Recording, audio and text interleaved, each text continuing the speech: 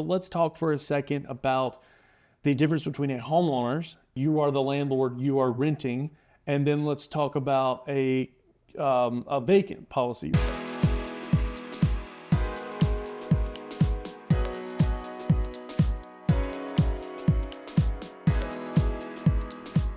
Hi, my name is Oliver Connor, and this is your coverage breakdown.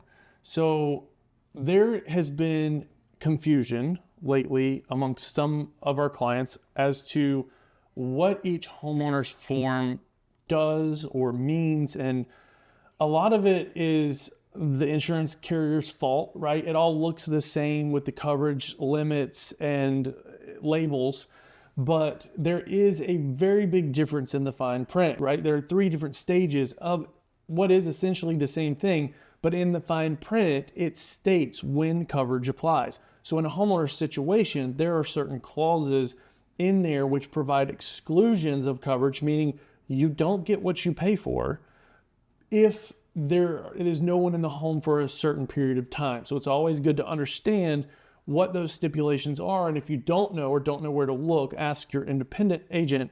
But then it goes down to a landlord situation where the person in the dwelling is not actually the person that owns the dwelling. So again, different stipulations of when coverage applies, what coverage applies.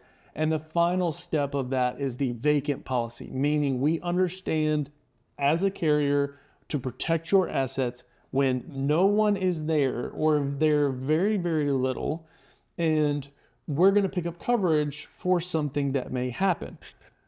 There's also another step in between of like secondary home. We get that a lot too. Why not just make it a secondary home? But again, the fine print is you can only have one primary and then secondary, certain qualifications.